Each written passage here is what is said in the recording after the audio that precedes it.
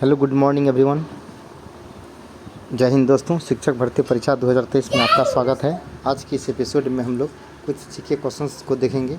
इसमें बहुत तरह के क्वेश्चंस हैं, लगभग सारी सब्जेक्ट से मिला हुआ है और ये सारी के सारी क्वेश्चंस आपके एग्जाम्स के लिए इम्पोर्टेंट है। चलिए इसमें क्या कुछ दिया गया है, ये भी मास्टर स्ट्रोक वीडियो है। चलिए पहला क्वेश्चन इसमें, ईडन गार्डन कोलकाता किससे संबंधित है? जी हाँ दोस्तों, कोलकाता में स्थित ईडन गार्डन जो स्टेडियम है उसका संबंध किस खेल से है? तो वह क्रिकेट से है। और आपको पता होना चाहिए दुनिया का सबसे बड़ा क्रिकेट स्टेडियम जो कि आपका नरेंद्र मोदी स्टेडियम अहमदाबाद में है, दूसरा है मेलबोर्न का, और तीसरा स्टेडियम जो है तीसरा नंबर का जो है, और ये है आपका ईडन गार्डन कोलकाता का। तो दुनिया में पहला स्थान जो है आपका इसका नरेंद्र मोदी स्टेडियम, और दूसरा जो है मेलबोर्न ऑस्ट्रेलिया का, तीसरा हो गया ईडन गार्डन कोलकाता का। अगर पूछा जाए तो ईडन गार्डन किससे संबंधित है? तो क्रिकेट से। और विश्व का अति विशाल डाक जल जो कि तैरता हुआ डाकघर किस देश में स्थित? Very very important question. मतलब विश्व का एकमात्र तैरता हुआ डाकघर। तो जी हाँ दोस्तों, जिस प्रकार उस दिन हम लोग पढ़े थे तो भारत का तैरता हुआ पार्क तो वह था असम का किलिमंजारो जो कि तैरता हुआ पार्क था। ठीक उसी प्रकार तैरता हुआ डाकघर जो है भारत में स्थित है।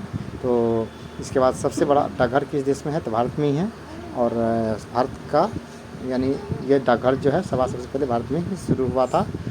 और आगरा शहर का निर्माण किसने और कब किया? जी हाँ दोस्तों, तो आगरा शहर का निर्माण किसने और कब किया? तो इस प्रश्न का उत्तर होगा दिल्ली सल्तनत के मुस्लिम शासक सुल्तान सिकंदर लोदी। जी हाँ दोस्तों, तो सिकंदर लोदी ने 1504 ईस्वी में आगरा शहर की स्थापना की। आप दिल्ली सल्तनत के अंतर्गत भी पढ़े होंगे कि जो कुतुबुद्दीन ऐबक जो मोहम्मद गोरी का दास था उसकी राजधानी कहाँ था? आगरा था।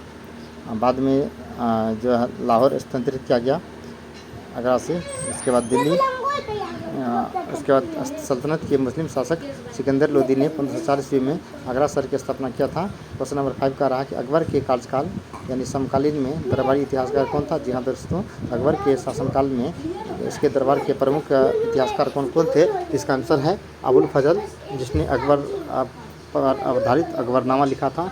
आईनी अकबरी की भी रचना किया था। पूछा जाएगा अकबरनामा और आईनी अकबरी के लेखक कौन है? तो अबुल फजल।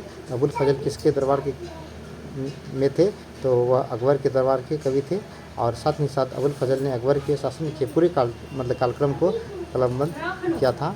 और किस लोकसभा ने 5 वर्ष से भी ज़्यादा अवधि तक कार्य किया? जी हाँ दोस्तों, तो 5वीं लोकसभा।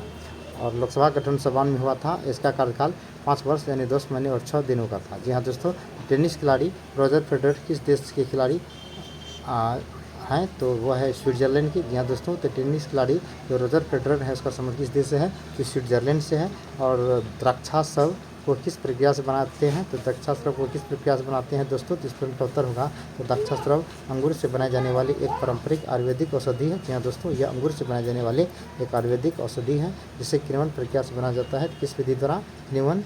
और किण्वन का खोज किया था आपका लुईस पास्चर। इस पद्धति को खोज करने वाले थे लुईस पास्चर। और पाश्चीकरण के सिद्धांत को भी लुईस पास्चर ने जिद किया था। किस देश को दक्षिण का ब्रिटेन कहा जाता है? जी हाँ दोस्तों, तो दक्षिण का ब्रिटेन किस देश को कहा जाता है? तो वह है न्यूजीलैंड। और लोकसभा बैठक का अंत किस प्रकार किया जा सकता है? तो स्थगन यानी सत्रवसान करके यानी समय से पहले लोकसभा को भंग किया जा सकता है। आपको पता होना चाहिए 160 के तहत राष्ट्रपति जो है संविधान के अनुच्छेद 160 के तहत राष्ट्रपति लोकसभा को भंग कर सकता है। इस 85 के तहत, हाँ गलत हो गया दोस्तों, तो 85 के तहत राष्ट्रपति जो है लोकसभा को भंग कर सकता है। और 108 के तहत क्या होता है? तो 108 के तहत राष्ट्रपति संसद के दोनों सदन लोकसभा तथा राज्यसभा का संयुक्त बैठक बुलाती है जिसकी अध्यक्षता लोकसभा के अध्यक्ष ही करता है। बैठक बुलाने का कार्य राष्ट्रपति का है, लेकिन इसकी बैठक की अध्यक्षता लोकसभा के अध्यक्ष करता है। और विश्व स्वास्थ्य संगठन के अनुसार कौन सा रोग के कारण आज सबसे ज़्यादा संख्या में लोगों की मृत्यु होती है? तो हृदय रोग के कारण। जी हाँ दोस्तों, हृदय रोग के कारण सबसे ज़्यादा अभी मरीज मर रहे हैं। और बद्रा टोला सत्याग्रह छत्तीसगढ़ किस राज्य में हुआ था? तो बद्रा टोला छत्तीसगढ़ यह है राजनांदगांव 1947 ईस्वी में हुआ था। इसका नेतृत्व किया था रामाधीन गोंड ने। जी हाँ दोस्तों, इसका नेतृत्व करने वाले थे रामाधीन गोंड। और बस्तर का प्राचीन नाम क्या है? तो दक्षिण कौशल दंडकारण्य और बस्तर आंदोलन का संबंध किससे है, तो छत्तीसगढ़ से है जी हाँ दोस्तों। और साल के बीज का क्या उपयोग है, जी हाँ दोस्तों, साल के बीज का क्या उपयोग हो सकता है, तो त्वचा रोग और घाव को ठीक करने में उपयोगी होता है। साल बीज के तेल लगाने से खुजली आदि त्वचा विकारों से भी उत्पन्न होती है। साल के बीज एक प्रकार का औषधि का काम करता है। और सिरका में मिश्रण होता है किसका, पानी में 5 से 8%, आप पढ़े होंगे 6 से 8% एसिटिक अम्ल को सिरका कहा जाता है। और अचार और सिरका में जो एसिटिक अम्ल पाया जाता है 6 से 8%, कहीं 5 से 8% भी है, तो 5 से 8% एसिटिक अम्ल को ही सिरका कहा जाता है, जो कि अचार में पाया जाता है। मध्य प्रदेश के नेपाल नगर किस लिए प्रसिद्ध है, जी हाँ दोस्तों, तो मध्य प्रदेश के नेपाल नगर किस लिए प्रसिद्ध है, तो इसका आंसर होगा अखबारी कागज़ उद्योग के लिए। जी हाँ दोस्तों, तो मध्य प्रदेश का नेपाल नगर जो है अखबारी कागज़ के लिए प्रसिद्ध है। और क्वेश्चन नंबर 17 का रहा है कि ग्रीक रोमन कला किस स्थान में पाया जाता है, तो ग्रीक रोमन कला जिस स्थान में पाया जाता है, तो इस प्रश्न का आंसर होगा गंधार, तो गंधार में पाया जाता है। क्वेश्चन नंबर 18 का रहा है छत्तीसगढ़ के जंगल सत्याग्रह का नेता कौन थे, जी हाँ दोस्तों, तो छत्तीसगढ़ के जंगल सत्याग्रह का नेता कौन था, इस प्रश्न का उत्तर होगा कि गंजन सिंह कोरकू ने मध्य प्रदेश के बैतूल जिले में जंगल सत्याग्रह का नेतृत्व किया था। तो जी हाँ दोस्तों, तो गंजन सिंह कोरकू ने मध्य प्रदेश के बैतूल जिले में जंगल सत्याग्रह का नेतृत्व किया था। और क्वेश्चन नंबर 19 है केंद्रीय बजट कहाँ प्रस्तुत किया जाता है, जी हाँ दोस्तों, तो केंद्रीय बजट कहाँ प्रस्तुत किया जाता है, तो संसद में केंद्रीय बजट फरवरी के पहले दिन भारत के वित्त मंत्री द्वारा प्रस्तुत किया जाता है। तो मतलब संसद में केंद्रीय बजट फरवरी के पहले दिन भारत के वित्त मंत्री द्वारा प्रस्तुत किया जाता है।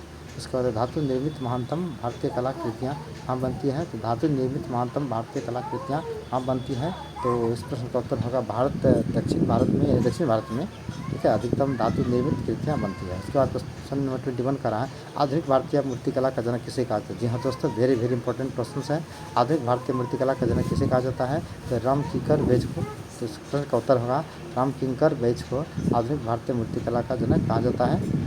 और क्वेश्चन नंबर 22 का रहा क्या पृथ्वी का निकटतम ग्रह कौन है, तो पृथ्वी का सबसे निकटतम ग्रह शुक्र है। और शुक्र के बारे में बहुत कुछ कहा जाता है, यह सौरमंडल का सबसे गर्म ग्रह है और इसे पृथ्वी का पड़ोसी भी कहा जाता है।